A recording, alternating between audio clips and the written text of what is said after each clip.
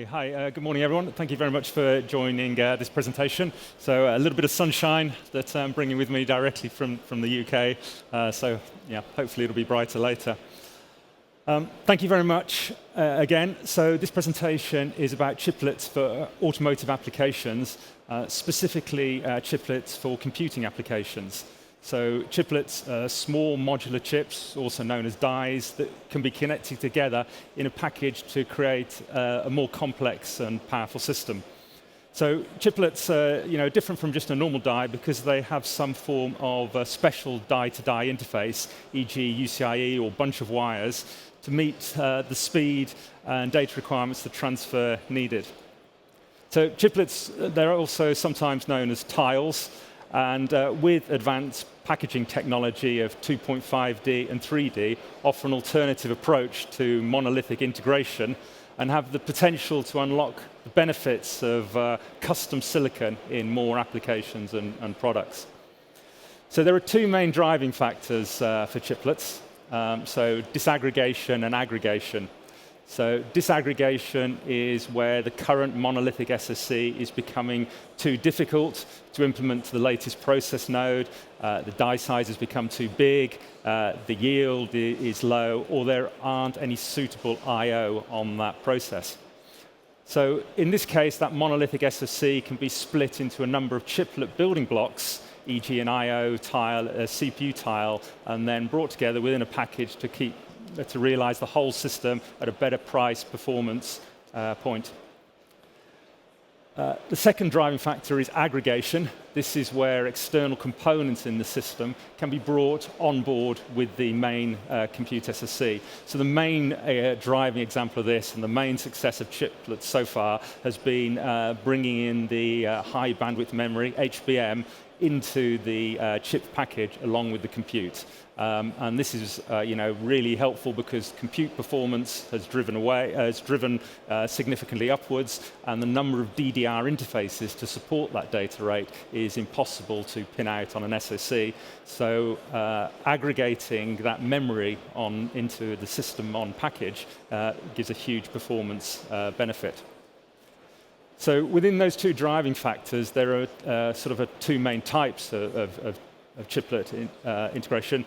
Homogeneous, where you have multiple chiplets of the same instance that are brought together, and heterogeneous, where you have different types of chips. So the classic example of this is where you have maybe a CPU chiplet on a very advanced process node, and you have a secondary chiplet that is on a technology where there's more availability of I/O and PHYs to support the interface side.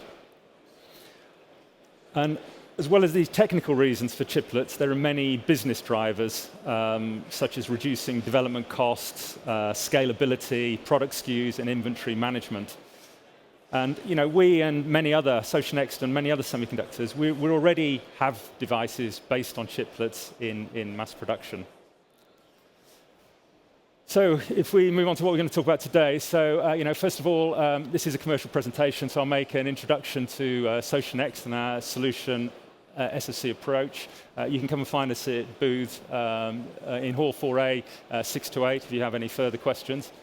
They're going to look through the automotive system requirements, and then the design, test, and fabrication challenges of chiplets, and finally, conclusion and Q&A. So first of all, Socionext. So we are a solution SoC company. We were founded in 2015 from the merger of Panasonic and Fujitsu System LSI business units. And we operate mainly in the custom SoC field and mainly on very advanced process nodes. So we're around 2,500 people, $1.5 billion of annual revenue.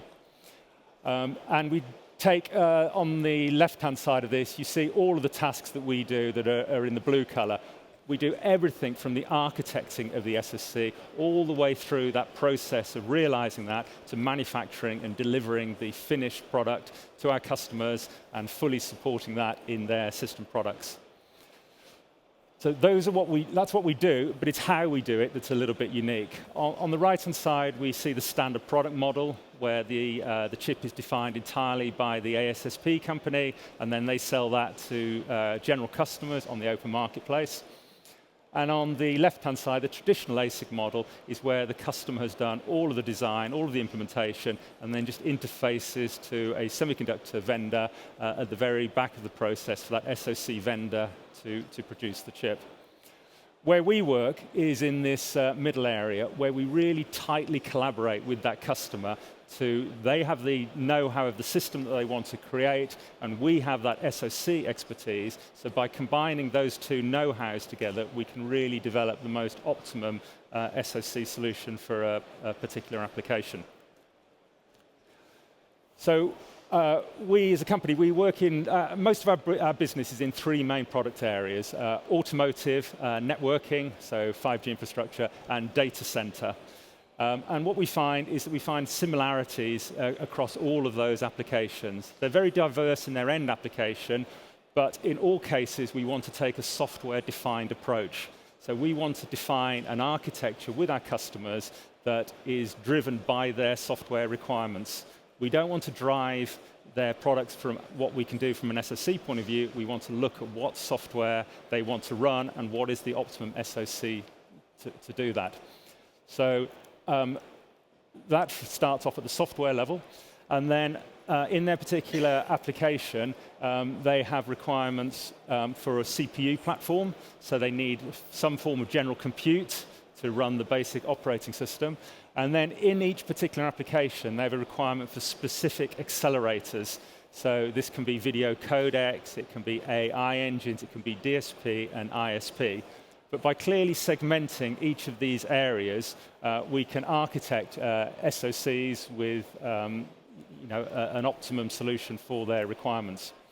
So if we take that standard approach and we now expand it to automotive chiplets, you see that this platformization and standardization approach enables a degree of modularity, which leads itself naturally to partitioning into chiplets. So as chiplets, unlike monolithic SoC, where we could control everything ourselves, chiplets involves having a much stronger ecosystem, because you want to be able to potentially use chiplets from other vendors, multi-vendors, and we need to take a standard approach to this. So Socionext as a company, we are very actively participating in the industry consortia leading this chiplet standardization. So we're one of the 2 semiconductor companies in the Japanese ASRA project, working with OEMs and tier 1s to look at how chiplets can bring advantages to the automotive environment. Since 2013, we've been a partner with IMEC, and IMEC, through their Automotive Chiplet program and Automotive Chiplet Forum, are enabling an open ecosystem. We also are a contributory member of UCIe, which is becoming one of the de facto standards for chiplet interfaces. And then the other aspect of our collaboration is that chiplets need new design flows, new tools, which we'll come on to a bit. So very tight collaboration with our EDA vendors and our manufacturing partners is essential. The other very important thing, as you saw from the first slide, that the CPU platform is a very critical part of all of our customers' platforms in their various projects. And ARM have been a very strong innovator in the CPU IP for a number of years, and they see chiplets as a natural evolution of a way to deliver their IP. So we are very tightly collaborating with ARM on their total design program, which takes their compute subsystem designs based around Neoverse, so not just the CPU cores, but the NOC and the chiplet interfaces. And we're working with them and TSMC on developing a compute chip on N2 technology. Okay, so if we now look at the key components for an automotive SoC. So on the bottom left of the picture, you see the classical modern car architecture with a central compute and zone controllers aggregating the inputs from a variety of sensors, really aiming to reduce the number of ECUs in the car. And then on the right-hand side, you sort of see the building blocks that are necessary in that central compute.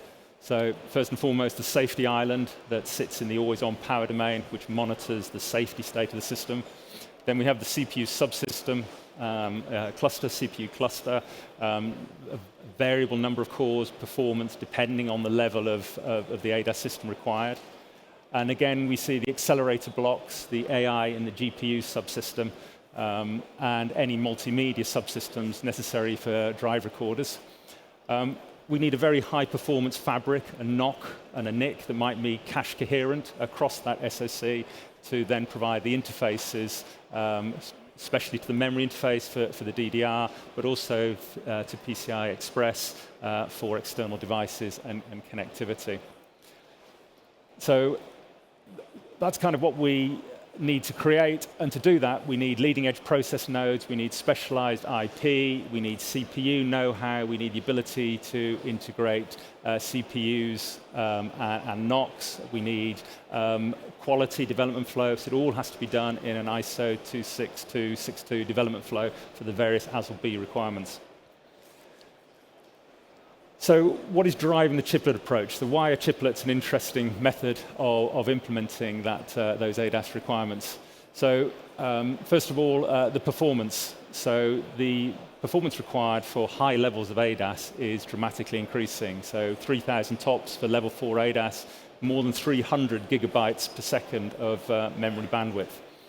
So our traditional approach is we'd be forced onto a very advanced process node, we'd put dedicated hardware, we'd put more memory interfaces, so the number of DRAM interfaces would be exceeding 6, 64-bit DDR memory interfaces. And that leads us to problems of it becomes a very big die, it's very expensive to make, we become I/O limited, we're constrained by the memory bandwidth. So where chiplets can really come in to this solution is we can break down that problem into a number of building blocks. We can either do that homogeneously by creating smaller instances of a complete SoC where you instantiate multiple of those chiplets within one package to give you scalability of performance, or we can do it more heterogeneously where we maybe separate off the MPU accelerator from the CPU chiplet. So we can architect that way. And that gives us better yield, faster development and qualification, and just generally more flexibility.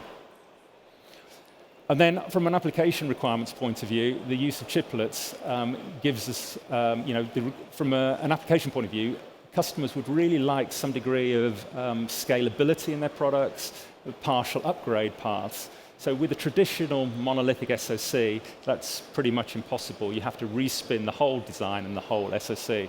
With a chiplet approach, the ability to upgrade individual elements, chiplets within that package exists, and the ability to create product SKUs also exists by having different combinations of CPU cores, CPU chiplets with accelerator chiplets. So this is the big question that we often get asked. So are chiplets superior to monolithic SoCs and SiPs? So the answer, like all engineering, is sometimes. But if you want the ultimate power performance area, and you can do it in a monolithic SoC, that will always be the best approach. However, there are many cases where you can't do it in a monolithic SoC, and in which case chiplets really are a superior solution. I mean, we've had SiP for a long time, but SiP was fundamentally flawed, and it just took existing dies and it brought them together on a package. So you didn't really save anything on your interface power, and the system really was just bringing the PCB into the package. Whereas chiplets, we have dedicated interfaces, so the performance really approaches that of a monolithic SoC. So the other aspect of chiplets, so we talked about breaking the semiconductor die down into these various building blocks, but to enable chiplets to really work, we need these advances in packaging technology. So these are known as 2.5D and 3D packaging technology. So this adds, in the 2.5D case, it adds an interposer underneath the chiplets to interconnect them before they sit on the package substrate. And then in the 3D case, you directly connect chips on top of each other in a vertical stack. And what we see is that across all of the areas, the data center, industrial automation, and automotive, for the existing packages, there is an equivalent advanced package that would lead on to a chiplet implementation. So first of all, let's look at the design challenges of chiplets. So as I mentioned before, designing a monolithic SoC, you only had to really consider the design of that die itself. So the floor planning was constrained within that SoC. When we look at a 2.5D package, we've got the chiplets, the dies themselves, sat on top of an interposer, which then sits on top of a package substrate. So the key message here is that we have to look at that as a whole total problem. So we can't do one in isolation. We need to do that optimization at the very beginning. We have to consider all three elements together. We also need strong tools in terms of auto-routing because the interconnect complexity and density is very high. And then when we've created a design, we need a reliability and thermally aware simulation where we can check that we've not violated any design rules and we've not created any thermal issues with our design. So the key message really is that we have to look at that as a whole problem, and it's bringing in many more aspects to the design. So here are some examples of work that we've done. So first of all, we work very closely with our EDA partners to ensure that we can ensure there are no DRC violations. So that's of course within the dies, but also on the interposer and the substrate. Here is an example of a substrate that we designed with a central SoC and 4 HBM memories, and we had to check that the signal integrity performance was achieved for every pin, every signal between that main SoC and those 4 banks of HBM memory. And then here is a view of a 3D chiplet, which we designed, showing the bottom layer with all the routing, and then the top side with the direct copper-to-copper pads for hybrid bonding.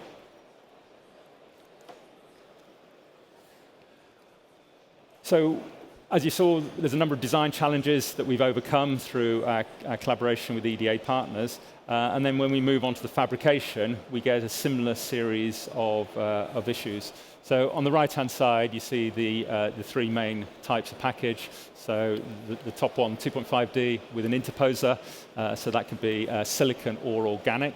And it's shown here with the a stack of HBM memory dies, which uses a 3D. So it's the overall package is 2.5D, but it's got a stack of HBM using a 3D with through silicon vias. We then move to a true 3D package with die 1 and die 2 using through silicon vias, and then the hybrid bonding of direct copper to copper in the bottom example. So in all cases, we now have a mix of materials, a mix of components, and a mix of different types of structures which all behave differently from a mechanical and physical perspective.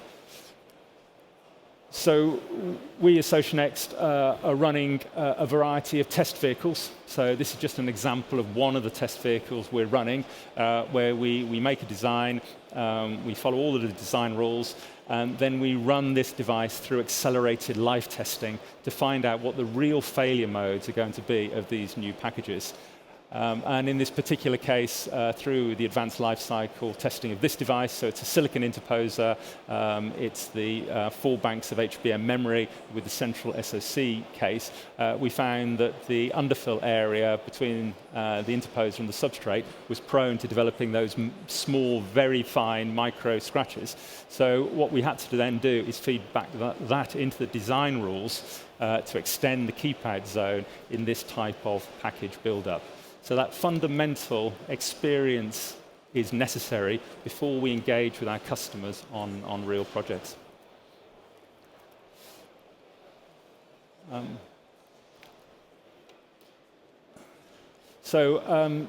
Just looking at aiming for 0 defects. So now this is looking more at the testing requirements necessary for the chiplet. So first of all is the die, and there's a lot of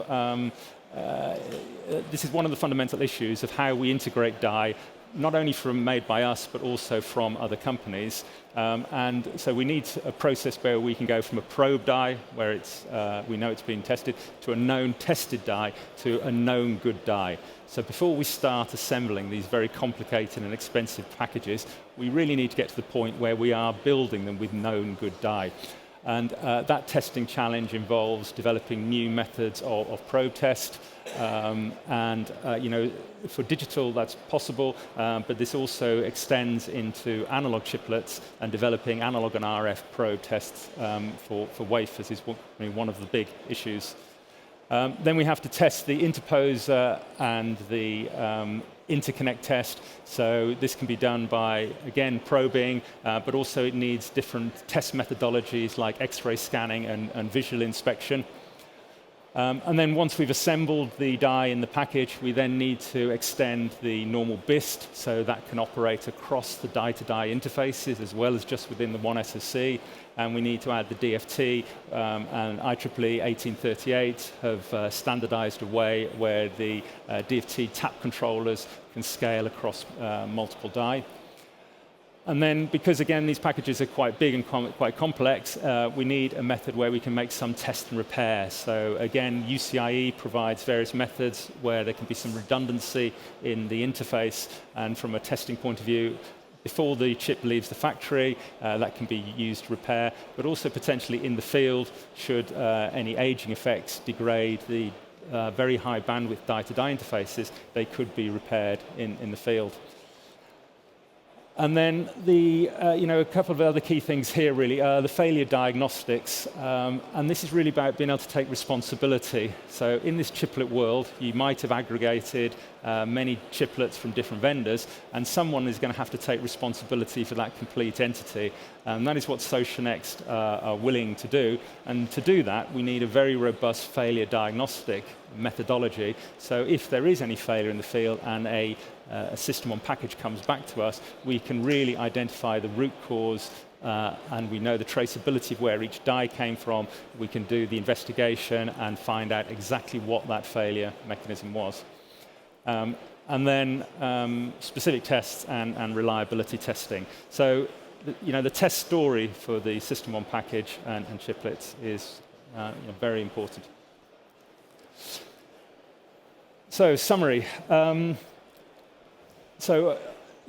Socionext solution SoC approach, we've extended that to automotive chiplets. So from our experience in lots of related fields of data center, we are in a really good position to bring those techniques that we've used in those applications into an automotive environment, bringing with them the automotive quality requirements.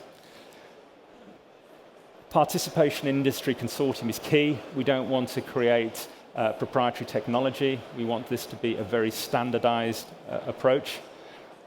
We're running these test vehicles, so we're getting real fundamental know-how on the potential failure modes of chiplets and SOP designs. And we're working very tightly with our OSATs and our fabrication partners to ensure that they have the right type of packaging for automotive, and that they have that fundamentally qualified as a technology, so when we come to use it. And the last point of this is to also create this robust and open test methodology, so we can really unlock the potential of chiplets. Okay, so thank you very much. If anybody has any questions.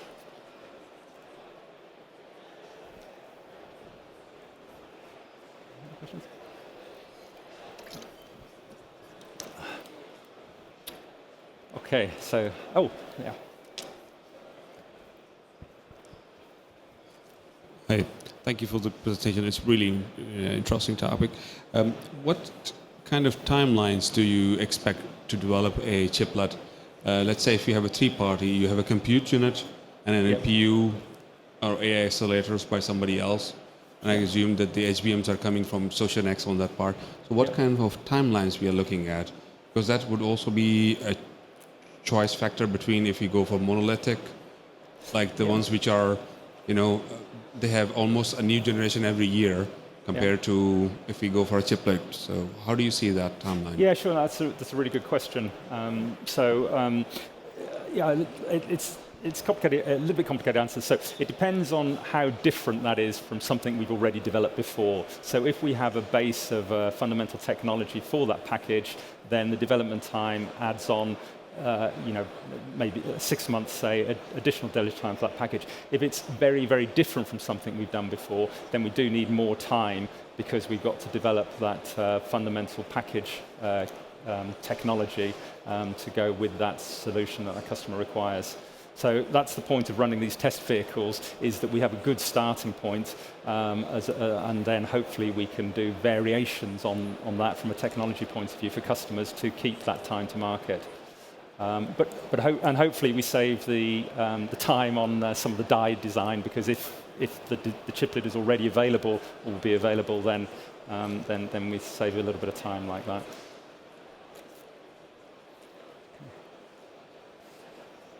Okay, so if no more questions, you can find us in Hall 4A. So yeah, please come and talk to us. Okay. Thank you.